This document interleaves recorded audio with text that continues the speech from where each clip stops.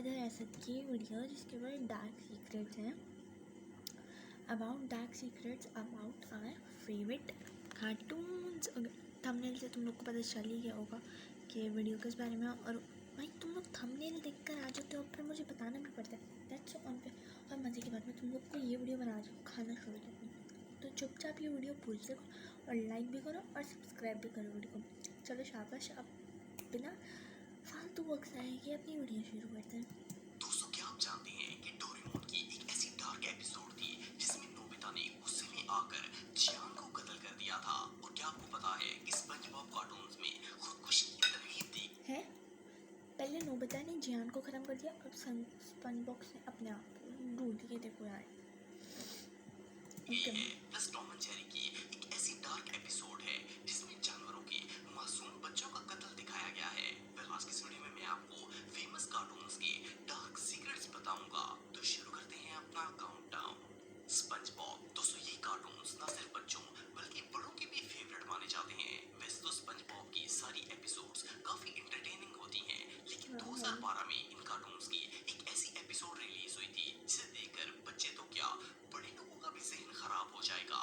SpongeBob की इस episode का नाम आर यू हैप्पी नाउ था और इसे 31 मार्च। मजाक के अलावा मुझे ये बंदा इतना बुरा लगता था ना, मैं ये सोचती थी ये है क्यों इधर। लेकिन इस बंदे को देखो और अब इसको देखो, इससे पता चलता है टॉक्सिक साइड, ये टॉक्सिक है। स्पंजबॉब इससे दूर रहो। मार्च 2012 को रिलीज किया गया था। इस एपिसोड में स्पंजबॉब का दोस्त स्क्विडवार्ड बहुत सैड होता है। इसे लगता है कि वो दुनिया का सबसे अनहैप्पी इंसान है और इसके पास कोई अच्छी मेमोरी नहीं है। स्पंजबॉब इसे खुश करने की बहुत कोशिश करता है, लेकिन वो इसमें नाकाम हो जाता है और स्क्विडवार्ड इतनी गहरे डिप्रेशन में चला जाता है कि कई दिनों तक अपने आप को रूम में लॉक कर लेता है। इवन इस एपिसोड में ये भी दिखाया गया कि स्क्विडवार्ड अपने आप पर इतनी टेंशन और स्ट्रेस सवार कर लेता है कि वो खुदकुशी करने तक पहुंच जाता है। वो एक रस्सी को पंखे से बांधकर पहले एक स्नेल को लटकाता है और फिर अपने आप को मारने की कोशिश करता है ताकि टेंशन से जान छुड़ा सके। अगर देखा जाए तो ये चीज एक सवाल है मेरे पास, इसने अगर मरना है तो भाई तूने इंजीनियर स्टूडेंट्स को नहीं देखा क्या?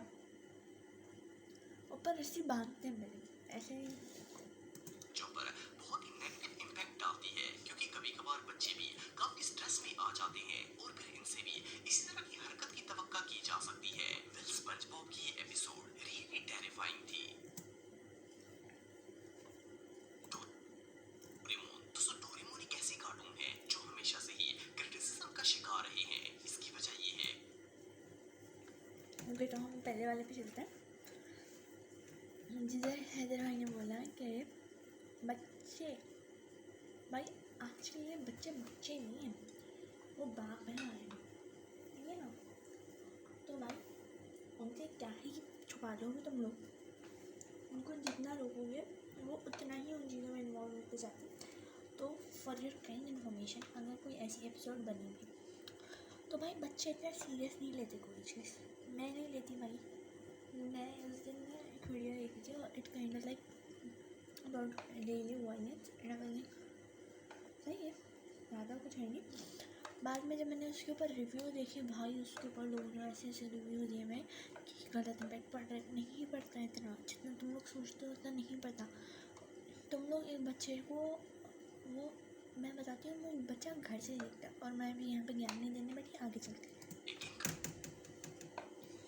कार्टून्स में ज्यादातर नेगेटिविटी दिखाई जाती है जिसका बच्चों पर बहुत ही बुरा असर पड़ता है। आपको सुनकर हैरानगी होगी कि 1973 में डोरेमोन की कुछ एपिसोड्स रिलीज की गई थी जो बच्चों के लिए इस हद तक मिसलीडिंग थी कि इन्हें फौरन बैन कर दिया गया। ओके, हाँ sorry, big shout out to Haider TV. For example, इन एपिसोड्स में नोबिता को एक चालाक और इंतहाई गुस्से वाला बच्चा दिखाया जाता है। इसे इतना शदीद गुस्सा आता है कि एक दिन तो ये जियान को गुस्से में आकर कत्ल ही कर देता है। सिर्फ इतना ही नहीं, बल्कि डोरेमोन जो कि एक एलियन एक मिनट, क्या मैंने अभी सही सुना? एग्जैक्ट सही सुना? नोबिता ने जियान को कत्ल कर दिया। मुझे ये वाली एपिसोड देखनी है। होता है और इसके पास बहुत सारे गैजेट्स होते हैं, लेकिन इस सीरीज में डोरेमोन इतना बेवकूफ होता है कि इसे इन गैजेट्स को यूज करना नहीं आता और वो हर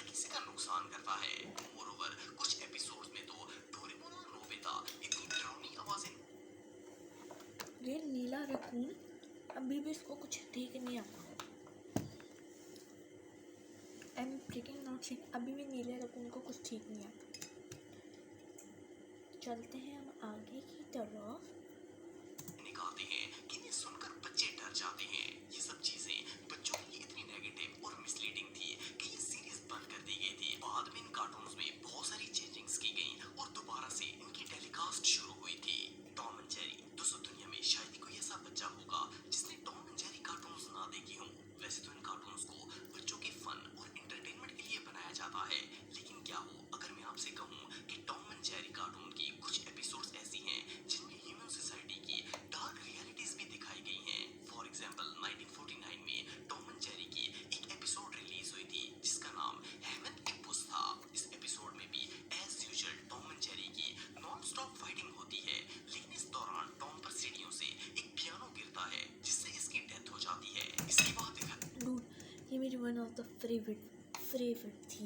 ओके, मैंने माना कि मैं 19 की नहीं हूँ, बट ये मेरी वन ऑफ द फेवरेट थी episode. Like it was crazy. जितना मुझे हेवन से इससे इंस्पायर करा है ना। कहा जाता है कि टॉम की सोल एक एस्केलेटर के जरिए हेवन में पहुंच जाती है जहां एक गोल्डन ट्रेन इसका वेट कर रही होती है, लेकिन अचानक वहां पर एक बोरी में बंद 3 नन्हे बिल्ली आ जाते हैं। जब ये बिल्ली बोरी से बाहर निकलते हैं, उनसे पानी के कतरे गिर रहे होते हैं। देखने में तो ये एक आम सा scene. Dude, to be honest, don't throw animals anywhere. There is no harm to save animals. मुझे पता है बहुत सारे लोग ये बोलेंगे, बहुत जर्नलिस्ट के अंदर, भाई तुम लोग तो वो बंदे हो तो भूख के आते हो, उसके बाद बैठ जाते हो, खाना खाते हो उसी मुँह से, तब शर्म नहीं आती, तब कुछ नहीं होता। प्लीज सेव एनिमल्स और कचरा बाहर फेंकने से मना है। कचरा मत फेंको क्योंकि बहुत सारे कैट्स, बहुत सारे डॉग इस वजह से इंजर्ड होते हैं। Thank you.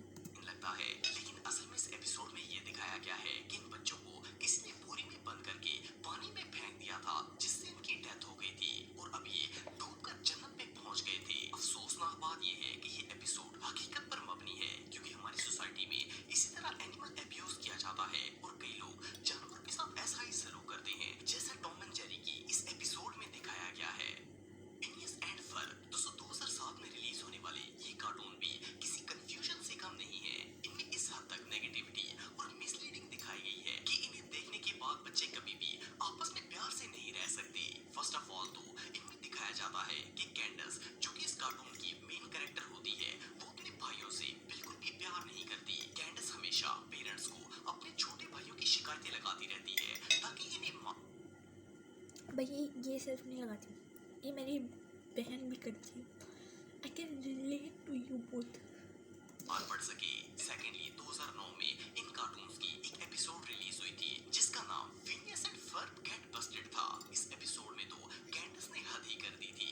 ये अपने माँ बाप को दोनों भाइयों के इतना खिलाफ कर देती है कि वो गुस्से में आकर इन्हें बोर्डिंग स्कूल भेज देते हैं ताकि वो इंसान बन सके। लेकिन वहाँ का टीचर इनके साथ बहुत ही बुरा सलूक करता है। वो ब्रूटल टीचर ना सिर्फ इन बच्चों की इमेजिनेशंस को खराब करता है बल्कि इन दोनों के माइंड्स को भी कंट्रोल करने की कोशिश करता है। अगर देखा जाए तो हमारे यहाँ मोस्टली स्कूल्स में भी ऐसा ही सीन देखने को मिलता है। बिल्कुल सही भाई, इंडिया हो या पाकिस्तान, दोनों जगहों पे बच्चों को गधा बना देते हैं। For the teachers and the parents, जो बच्चे मेरी टीवी पे देख रहे हैं, भाई फुल आवाज़ कर दो घर में इस time. For your kind information parents and there teachers, मैं आपसे सिर्फ यही कहना पसंद करूँगी कि आप बच्चों को सिर्फ गधा बना रहे हैं and you are preparing your kids to be a freaking donkey. Teacher बच्चों पर इतना ज्यादा प्रेशर डालते हैं कि वो खौफ के मारे दब कर रह जाते हैं। प्लस इन कार्टून्स में बच्चों में अपने बहन भाइयों के खिलाफ नफरत पैदा होती है और वो भी अपने पेरेंट्स के जरिए एक दूसरे को नीचा दिखाने की कोशिश करते रहते हैं। अगर रियल लाइफ में देखा जाए तो ये कार्टून किसी भी लिहाज से एंटरटेनमेंट नहीं है बल्कि इनसे तो नेगेटिविटी ही फैल रही है। टॉय स्टोरी 3, दोस्तों आप में से कई लोगों ने एनिमेटेड मूवी टॉय स्टोरी का पार्ट 3 देखा होगा। ये एक बहुत ही फेमस एनिमेटेड मूवी है जो कि 2010 में रिलीज हुई थी। वैसे तो ये मूवी बच्चों के लिए काफी इंटरेस्टिंग और एंटरटेनिंग लगती है, लेकिन अगर इसे गौर से देखा जाए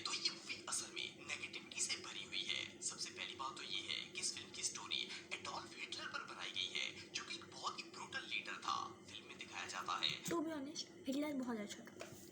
मजाक के अलावा जितने लोगों ने हिटलर ने लोगों को मारा, I am not supporting him guys, I am not. सही मजाक के अलावा अगर मैं आपको सीरियस बताऊँ, हिटलर अच्छा है, हिटलर की जितनी videos he is kind of cute. Okay, back to the topic. एक टॉय हिटलर 6 करोड़ टॉयज को कत्ल कर देता है। अगर बच्चों के लिहाज से देखा जाए तो इनके लिए ये चीज बहुत ही मिसलीडिंग और हार्मफुल है। नहीं, इसको बोलते हैं बच्चों के अंदर इमोशनल, सैड इमोशनल। अगर ये मूवी मैंने देख ली भाई, मैं रो रो के थक जाऊँगी। मैंने भूतनाथ की एंडिंग जब जब देखी मैं रोई हूँ। मैंने पीके की जब मूवी देखी है मैं तब रोई हूँ। मैंने वो भूत फ्रेंड देखी तब भी मैं रोई थी। और मैंने ईटी सी जितनी सैड मूवी है ना, जिनकी सैड एंडिंग है भाई, बेशक वो सैड नहीं भी है, तब भी मैं रोई हूँ। अलावा मूवी के एक सीन में दिखाया गया कि सारे टॉयज मिलकर एक जगह पर रेफ्यूजी लेने का फैसला करते हैं और एक यहूदी लड़की के पास जाकर पनाह लेने की कोशिश करते हैं। असल में ये हिटलर के जमाने की एक रियल डार्क स्टोरी है जिसे बच्चों के सामने टॉयज के रूप में पेश किया गया है। तो वही ना, बच्चों को हिस्ट्री पढ़ा रहे हैं, थिंक पॉजिटिव। इतना ही नहीं बल्कि फिल्म में एक सीन ऐसा आता है जिनमें इन टॉयज को डे केयर सेंटर भेज दिया जाता है ताकि वहाँ पर मौजूद बच्चे इनके साथ खेल सके। लेकिन ये इन टॉयज के लिए एक जेल थी। वहाँ मौजूद बच्चे इन टॉयज से खेलने की बजाय इन्हें जगह जगह गिराते और तोड़ते हैं, यहाँ तक कि वो पूरी तरह डैमेज हो जाते हैं। At the and in toys को डस्टबिन में फेंक दिया जाता है और फिर इन्हें आग में डालने के लिए भेज दिया जाता है। बहरहाल जो भी हो, मूवी के ये सीन्स रियली बहुत एनोइंग थे। अनवाइंग नहीं होते। ओ भाई, ये मेरा वन ऑफ द फेवरेट और सीरीज कार्टून है भाई। मेरे 2 कज़न हैं, I will call them like जू और सू। जू और सू मेरे दोनों बड़े कज़न्स थे। We used to live together and we used to watch this cartoon at 7 PM। I still remember जब हम स्कूल से आते थे तो 3 बजे होते थे और हम लाइक 2:30 पे आते थे, तो जल्दी जल्दी कपड़े चेंज करके नहा धो के 3 बजे एग्जैक्ट टीवी का रिमोट छुप जाता था और हम 3 बजे लाइक जब हम स्कूल से आते थे तो भागे, रिमोट छुपाया मैंने अपना, जल्दी से गए, सारे काम करके वापस आए। एग्जैक्ट 3 बजे अब टी टाइटन आते थे, फिर हम लोग वहीं देखते देखते कार्टून सो जाते थे। फिर उस सुबह उठो 5 बजे ट्यूशन वगैरह, और एग्जैक्ट 7 बजे ये कार्टून आते थे। और जुम्मे के जुम्मे एक मूवी आती थी लाइक अबाउट मॉमीज, मम्मी वो इजिप्ट वाली मम्मी की बात हो रही है यहाँ पे गाइस। ये कार्टून्स बहुत सारे बच्चों के फेवरेट हैं। इन कार्टून्स में करिश एक डॉग है जो बहुत ही डरपोक होता है। हाँ। ये अपने ओनर्स के साथ एक फार्म में रहता है। अगर इन कार्टून्स की डार्क एपिसोड्स के बारे में बात की जाए तो इनकी एक या दो नहीं बल्कि सारी की सारी एपिसोड्स में ही कुछ न कुछ अनयूजुअल देखने को मिल जाता है। फॉर एग्जाम्पल, करिश का ओनर यूटस इसे हर वक्त अब्यूज करता रहता है। ये बंदा मुझे इतना बुरा लगता था ना, मैं चाहती थी कि भूत इसको खा ले। बच्चे जब इस तरह के कार्टून्स देखते हैं तो वो भी जानवरों को इसी तरह हर्ट करने की कोशिश करते हैं क्योंकि इन्हें लगता है कि ये कोई बुरी बात नहीं है। मोरओवर इन कार्टून्स में दिखाया जाता है कि करिश को अक्सर जिन, भूत और एलियंस वगैरह नजर आते हैं जो कि इसके ओनर्स को नजर नहीं आते। करिश इनसे बहुत डरता है और खुद ही इनसे लड़ने की कोशिश करता रहता है। इन कार्टून्स को देखने के बाद बच्चा भी हर चीज से डरने लगता है। आल्दो इनमें कोई रियलिटी नहीं होती, लेकिन बच्चों के लिए टू बी ऑनेस्ट ये जो कार्टून है, अगर हैदर भाई आपको नहीं पता, ये एक रियल कार्टून है। मुझे साल नहीं याद आ रहा, मगर हाँ, I will make a video on this soon, but ये रियल कार्टून थे। इमेजिनेशन हॉरर बन जाता है। तो दोस्तों आज के लिए बस इतना ही। अभी मेरी एक रेट की बारी है हैदर भाई। तो दोस्तों आज के लिए बस इतना ही। अगर वीडियो पसंद आई हो तो लाइक, शेयर और कमेंट और सब्सक्राइब भी कर देना मेरा को। And soon we will reach so much. Thank you for watching. अब मुझे अपना वो भी चेंज करना पड़ेगा। Bye bye and I love you all. Bye.